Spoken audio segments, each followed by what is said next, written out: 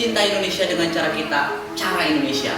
Baik teman-teman, kali ini saya berada di kantor DPRD Kabupaten Subang, atau tepatnya kantor legislatif. Nah teman-teman, legislatif adalah salah satu lembaga yang merupakan anak kandung demokrasi. Kenapa? Karena lembaga ini merupakan penyambung dari pemerintah atau penguasa ke rakyatnya, sehingga lembaga legislatif ini merupakan instrumen yang cukup vital dalam demokrasi tentunya. Nah, untuk menjadi anggota legislatif itu tentu tidak sembarangan orang. Walaupun siapa saja bisa menjadi anggota legislatif, tapi ada syarat-syarat tertentu selain dari mekanisme yang ada tentunya. Tetapi selain dari itu, tidak cukup hanya kapasitas, kapabilitas, integritas ataupun komitmen. Konon katanya finansial sangat menentukan. Benarkah seperti itu? Kita akan coba telusuri. Tetap di channel The Wargo, Cinta Indonesia dengan cara kita, cara Indonesia.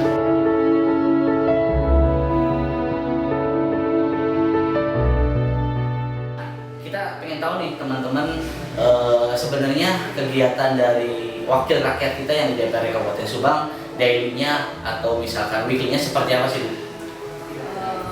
Kita sebenarnya tugas kami itu memfasilitasi semua kegiatan DPRD ya, untuk rapat-rapatnya, untuk kunjungan kerjanya, memfasilitasi hearing dinas.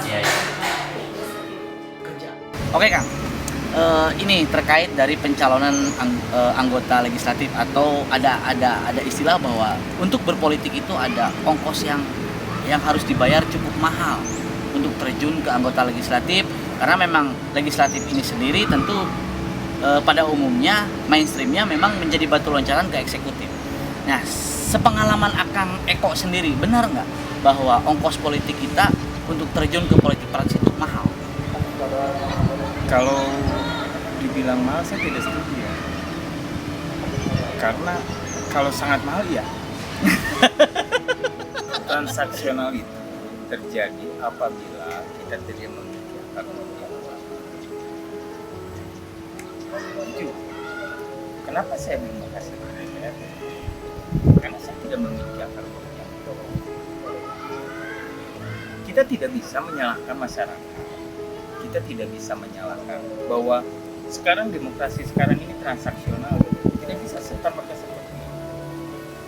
Kalau kita mau transaksionalnya tidak pada saat kalau kita mau menjadi anggota dewan, kita memberikan uang, kan gitu ya, yang besarannya 25.000 atau sampai 100.000 atau sampai berapa lah, kan gitu ya.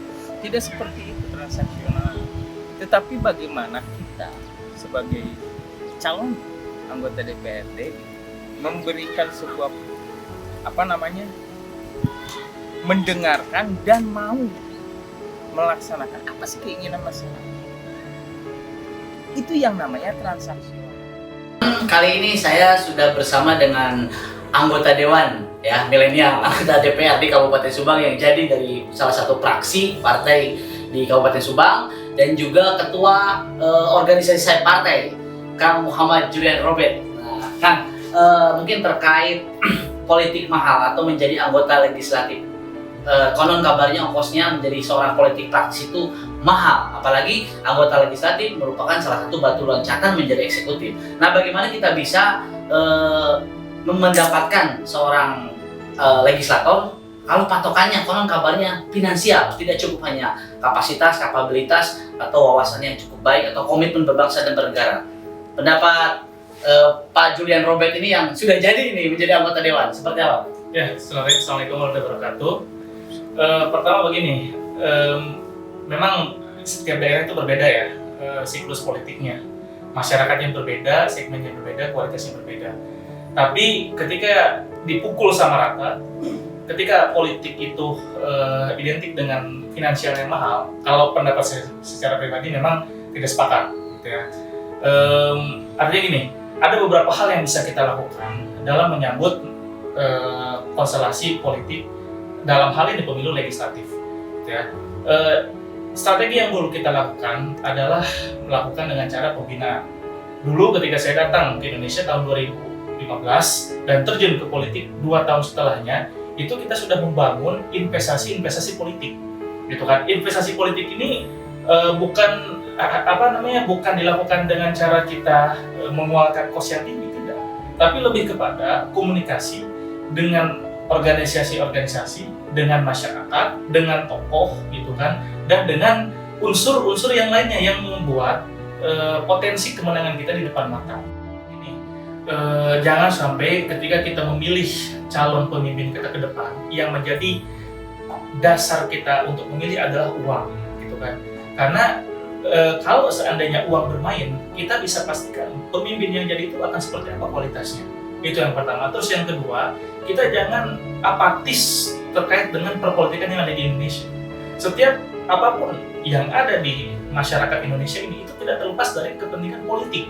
Oleh karena itu, kita tetap harus bersinergi dengan politik dan harus memahami konteks politik yang ada di Indonesia. Nah, Kang Anas, ini benarkah bahwa memang ongkos untuk berpolitik secara praktis itu konon kabarnya bahwa menjadi legislatif itu baik di daerah ataupun di pusat, ongkosnya itu mahal, Bang. Iya. Menurut pandangan Kang Anas sendiri gimana? Kalau misalnya harga murah atau nggak berbiaya, bermodal, saya pikir ya berat juga bro untuk nyari suaranya. Nothing juga ya? Nothing juga gitu. Kalau melihat kondisi memang kultur di kita seperti. Tapi gini bro, soalnya begini, ketika kita bicara masalah legislator yang berkualitas, memiliki komitmen, memiliki integritas, kan di sini banyak orang-orang yang pintar, Ya. orang yang terkenal, punya komitmen terhadap berbangsa dan bernegara. Sementara kalah nih sama orang yang punya uang. Kenapa coba? Nah, kenapa itu? Artinya saya tidak berani menyebut bahwa masyarakat itu pragmatis. Iya. Masyarakat calon pemilih itu pragmatis, tidak. Tetapi ini hanya bicara hubungan sosial loh bro. Kita perut lapar. Iya. Wajar ada orang datang minta bantuan, kemudian kita tanda kutip lah ya, Iya. ada harapan dapat apapun. Itu hal yang lumrah gitu. Hal yang Dalam lumrah. menyikapi hal ini gitu. Itu kalau saya sih pesannya begini aja deh buat kawan-kawan yang hari ini duduk sebagai anggota DPRD, ya lakukan apa yang seharusnya kalian lakukan sebagai wakil rakyat, sebagai punya peran budgeting, controlling dan sebagainya. Maaf kata sekarang lagi ramai masalah sampah. Sekarang apa yang harus dilakukan oleh anggota dewannya? Hari ini kan belum ada. Iya. Artinya controlling terhadap pemerintah itu belum ada. Maka ini harus dikembalikan. Marwah DPRD itu harus betul-betul dikembalikan pada tempatnya, pada mereka 50 anggota DPRD ini. Kalau mereka mengembalikan marwah yang sesungguhnya sebagai legislatif, maka insya Allah masyarakat pun akan percaya. Dari sini kemudian masyarakat juga tidak akan bicara masalah uang atau apapun. Legislatif sesungguhnya anak kandung dari sebuah demokrasi. Kenapa? Karena memang legislatif adalah instrumen yang cukup penting yang lahir untuk menengahi atau menjembatani eksekutif atau pemerintah dengan rakyatnya.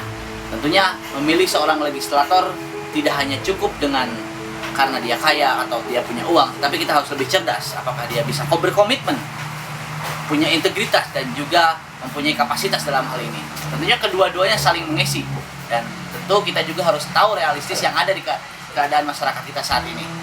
Cinta Indonesia dengan cara kita, cara Indonesia. Jangan lupa belanja ke warung Tatang.